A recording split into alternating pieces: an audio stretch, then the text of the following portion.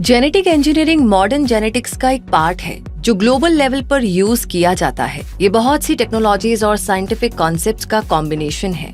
Genetic engineering, जिसे genetic modification या genetic manipulation भी कहा जाता है, ये बहुत से फील्ड से कनेक्टेड है, जैसे रिसर्च, मेडिसिन, एग्रीकल्चर और इंडस्ट्रियल बायोटेक्नोलॉजी।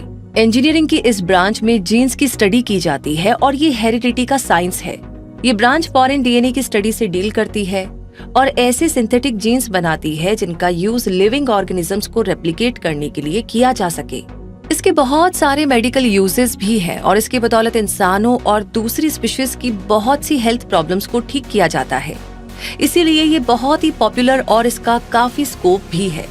इंडिया में साइंस का ये फील्ड कंपैरेटिवली नया और अदर कंट्रीज जितना एक्सप्लोर भी नहीं हुआ है, लेकिन साइंस एंड टेक्नोलॉजी के एडवांसमेंट इंक्रीज होने से ये फील्ड तेजी से अपने पैर जमा रहा है।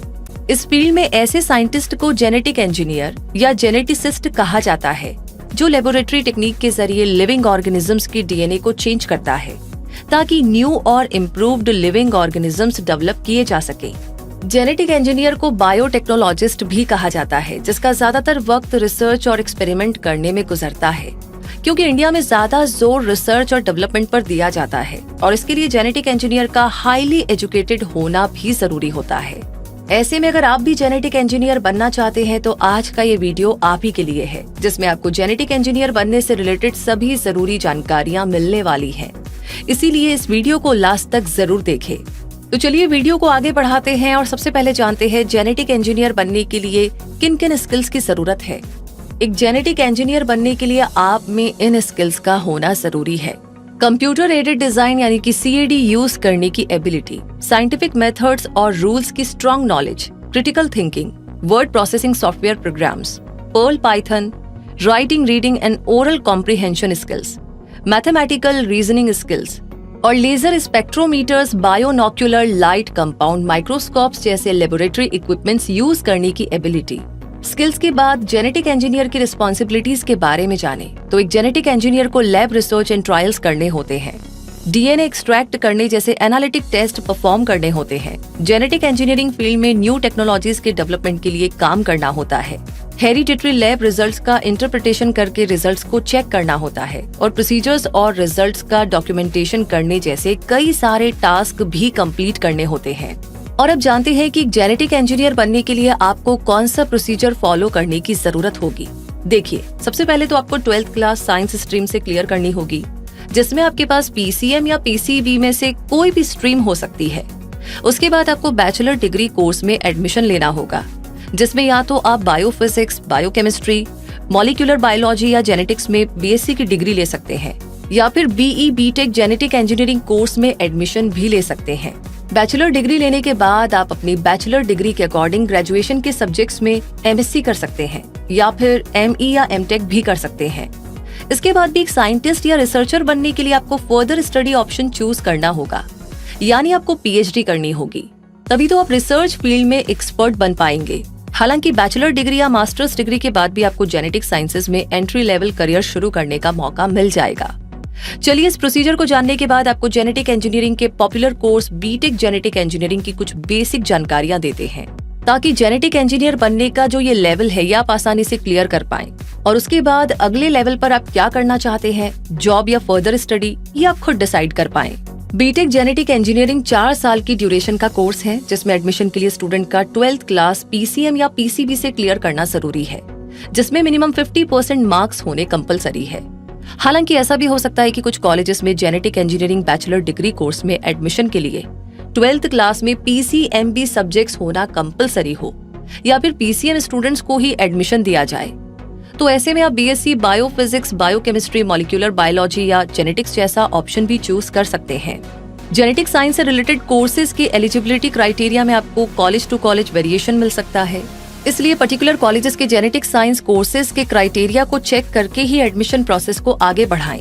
इस कोर्स में 12th क्लास की मेरिट के बेस पर डायरेक्ट एडमिशन भी लिया जा सकता है और टॉप कॉलेजेस में एडमिशन के लिए एंट्रेंस टेस्ट क्लियर करना जरूरी होता है। इसके लिए कंडक्ट किए जाने वाले मेन एंट्रेंस एग्जाम्स है JEE main, JEE advance, SRM triple E, VIT triple E, BIT SAT, SUAT, UPSEE etcetera.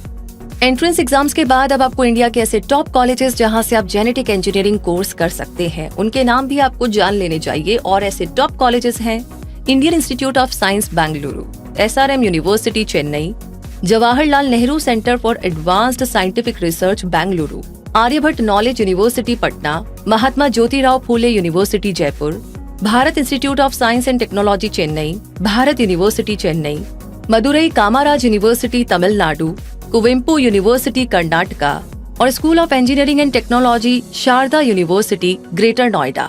वैसे कॉलेजेस के अकॉर्डिंग इस कोर्स की फीस 2 से 10 लाख रुपए तक हो सकती है।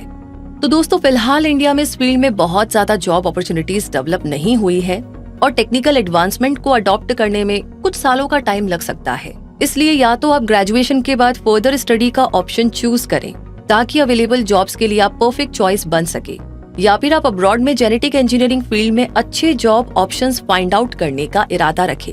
जेनेटिक इंजीनियरिंग फील्ड में खास पहचान रखने वाली कंट्रीज में Switzerland, Sweden, USA, UK, Scotland, Denmark के नाम शामिल हैं।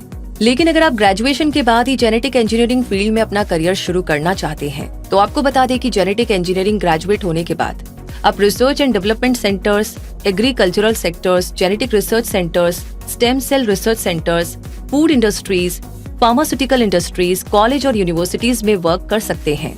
जबकि बैचलर डिग्री के बाद अगर आप पोस्ट ग्रेजुएट कोर्स यानी MTech करना चाहें तो इसके लिए आपके पास BTech या रिलेटेड बैचलर डिग्री में मिनिमम 60% मार्क्स होने चाहिए।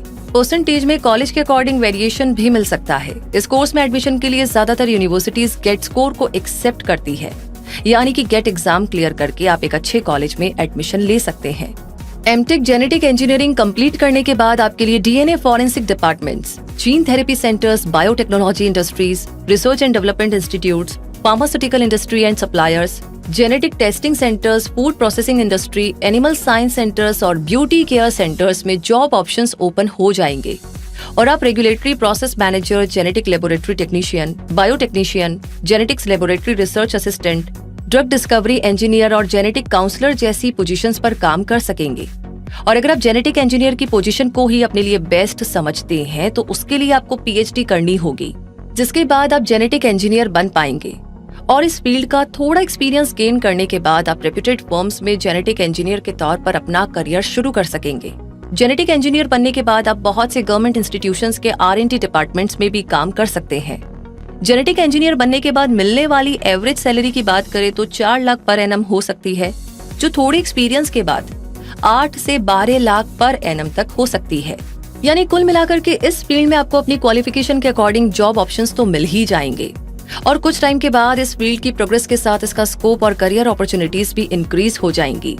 इसलिए अगर आप इंजीनियरिंग की इस ब्रांच में करियर बनाने में इंटरेस्टेड है तो इस वीडियो की इन्फॉर्मेशन की हेल्प लीजिए और अपने करियर को आगे बढ़ाइए। वैसे हमें उम्मीद है कि वीडियो आपके लिए हेल्पफुल रहा होगा, इसीलिए ऑलरेडी आपने लाइक कर दिया है तो प्लीज इसे शेयर करना बिल्कुल ना भूलें और कमेंट बॉक्स में लिख करके जरूर बताएं कि ये जानकारी आपको कैसी लगी, आगे किस बारे में जानना चाहते हैं। और जितने भी नए लोगों ने आज हमें ज्वाइन किया है उनसे रिक्वेस्ट है कि क्विक सपोर्ट चैनल को सब्सक्राइब कीजिए ऐसी क्विक जानकारियों के लिए जो आपको बहुत सारा फायदा पहुंचाए, हमेशा मदद करे आगे बढ़ने में। और इसी के साथ बेल आइकन जो नजर आ रहा है ना, हाँ लगे हाथ उसे भी प्रेस कर दीजिए। तो रूबी मिलेगी आपसे अगली जानकारी के साथ, तब तक के लिए धन्यवाद।